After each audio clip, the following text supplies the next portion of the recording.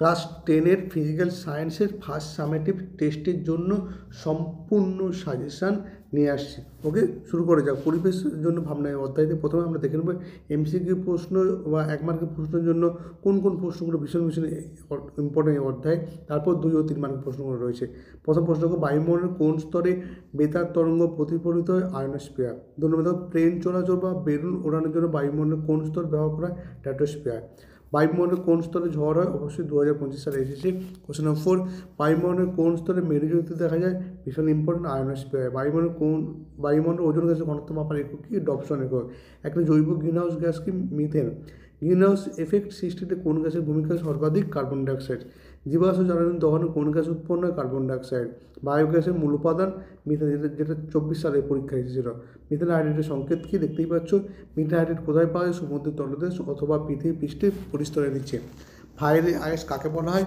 2024 সালে methane হাইড্রেটকে fiery আইস বলা হয়। সৌর বিদ্যুৎ কোষে কোন অর্ধপরিবাহী ব্যবহার করা হয়? সিলিকন। যেসব ব্যাকটেরিয়া বায়োমাসকে মিথেন গ্যাসে বিয়োজিত করে তাদের কী বলা হয়? Methanogenic bacteria.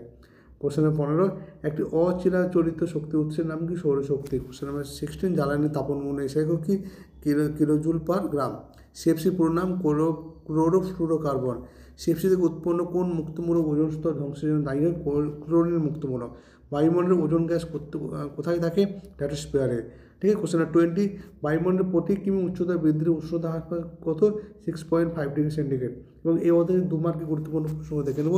ওজোন স্তর ধ্বংসের সেপসির ভূমিকা কী? কোশ্চেন নম্বর 2, ওজোন স্তর ধ্বংসের 2টি ক্ষতিকর প্রভাব লেখো। কোশ্চেন নম্বর 3, গ্লোবাল ওয়ার্মিংয়ের 2টি কুফল লেখো। কোশ্চেন নম্বর 4, গ্রিনহাউস প্রভাব কমানোর 2টি উপায় লেখো। কোশ্চেন 5, মিথেন হাইড্রেট খুব ইম্পর্টেন্ট। কোশ্চেন নম্বর 6 ইম্পর্টেন্ট, 7-এ অনেক সময় পরীক্ষা এসে থাকে।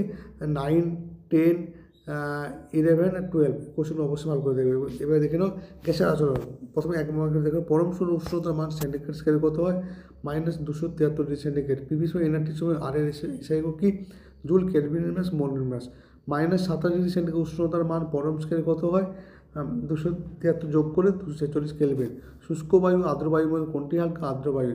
কোন উষ্ণতা গ্যাসের অনুগতিবেগ শূন্য হয়? -273 ডিগ্রি সেন্টিগ্রেড। কখন বাস্তব গ্যাস আদর্শ গ্যাসের ন্যায় আচরণ করে? নিম্নচাপ ও উচ্চ উষ্ণতায়। পিভি সমান 8টি সমীকরণ এসআইটি পিভির একক কি? Joule mole inverse. কোন উষ্ণতা গ্যাসের আয়তন শূন্য হয়? -273 ডিগ্রি সেন্টিগ্রেড উষ্ণতায়। তাপমাত্রা পরম স্কেলে প্রমাণচাপে জলের স্ফুটনাঙ্কের মান কত? 100 + 273 যোগ 373 কেলভিন। কোন স্কেলে তাপমাত্রা মান ঋণাত্মক সম্ভব নয়? কোন স্কেলে তাপমাত্রা মান কখনো ঋণাত্মক হয় না? পরম স্কেল বা কেলভিন স্কেলে। 300 ডিগ্রি সেন্টিগ্রেড 300 কেলভিনের মধ্যে কোন উষ্ণতা বেশি? অবশ্যই 30 ডিগ্রি সেন্টিগ্রেড, কারণ 30-এর সঙ্গে 273 যোগ করে 303 কেলভিন হয়। সার্বজনীন গ্যাস দেবো আর এর এসআই কি? আর এসআই মান কত? 8.314 joule mole inverse kelvin inverse. প্রমাণ চাপের মান কত? SI 1.03013 × 10⁻5 newton per metre square. চার্লসের সূত্র ধ্রুবক কি? ভর ও চাপ। বয়সের সূত্র ধ্রুবক দেখতেই পাচ্ছ। তাপমাত্রা পরম স্কেলে প্রমাণ চাপে জলের হিমাঙ্কের মান কত? 0 + 273 যোগ করে 273 কেলভিন। বয়েল চার্লস সূত্রে যে ভৌত রাশির ধ্রুবক তার নাম কি? ভর। পরম শূন্য উষ্ণ আদর্শ গ্যাসের চাপ কত? 0। আদর্শ গ্যাসের অণুগুলির মধ্যে আকর্ষণ বলের মান অবশ্যই 0 হয়। গ্যাসের অণুগুলি পাত্রে দেওয়ার সঙ্গে কী ধরনের সংঘর্ষ করে? স্থিতিস্থাপক। এবার দেখে নেব এই অধ্যায়ে কোন কোন 2 ও 3 মার্কের প্রশ্ন। বয়েল ও চার্লস সূত্রে গাণিতিক রূপ সহ লেখো। বেলুন ফোড়ারে গ্যাসের চাপ ও আয়তন উভয়ই বৃদ্ধি পায়, এটিকে বয়েল সূত্রে ব্যতিক্রম ব্যাখ্যা করা। গ্যাসের বেগের উপর চাপ উষ্ণতার প্রভাব কী? কোশ্চেন নম্বর 4, আদর্শ গ্যাস সমীকরণ পিভি সমান এনআরটি প্রতিষ্ঠা করো।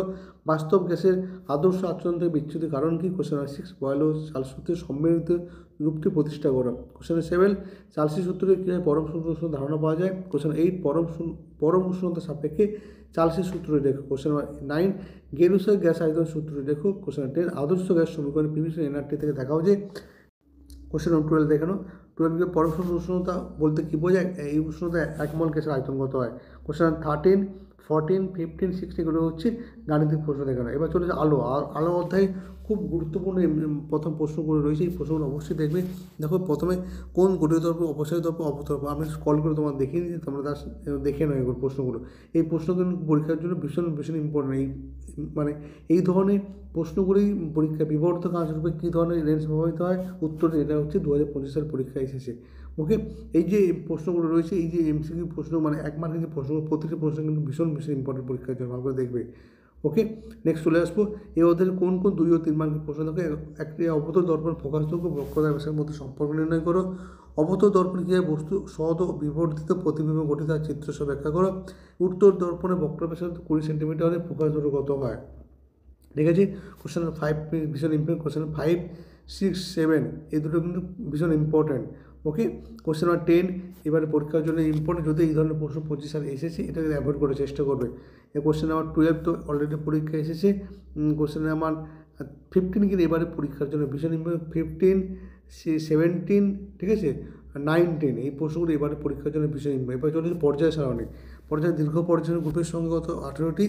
ওকে, এখানে দেখে নাও পরপর যে প্রশ্নগুলো রয়েছে, এই যে প্রশ্নগুলো অবশ্যই তোমরা প্রত্যেকটা প্রশ্ন মন দিয়ে ভালো করে দেখে আমি স্ক্রল করে তার তোমাদের দেখিয়ে দিচ্ছি প্রশ্নগুলো। এই প্রশ্নগুলো কিন্তু ইম্পর্টেন্ট পরীক্ষার জন্য।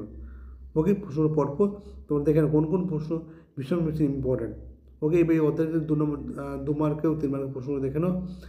আয়নায়ন বিভবের জন্য এবারে পরীক্ষার জন্য ভীষণ ভীষণ ইম্পর্টেন্ট আয়নায়ন বিভব, তড়িৎ-ঋণাত্মকতা। ঠিক আছে, এই দুটো প্রশ্ন কিন্তু 4 ও 5 এবারে পরীক্ষার জন্য সবথেকে বেশি ইম্পর্টেন্ট। 7 এই ধরনের প্রশ্নগুলো অনেক সময় এসে থাকে। এবার চলে আসবো আয়নীয় সমযোজী বন্ধন অধ্যায় থেকে। প্রথমে চলে আসে একটি সমযোজী যৌগের নাম দাও যার জন্য যেমন তড়িৎপূর্ণ HCl, ত্রিবন্ধনযুক্ত মৌলিক অণুর নাম কি নাইট্রোজেন।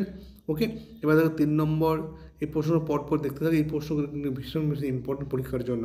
এবার দেখে নেবো এই অধ্যায় থেকে কোন 2 আয়নীয় সমযোজী যৌগের মধ্যে পার্থক্য এবারে পরীক্ষার জন্য ভীষণ ভীষণ ইম্পর্টেন্ট।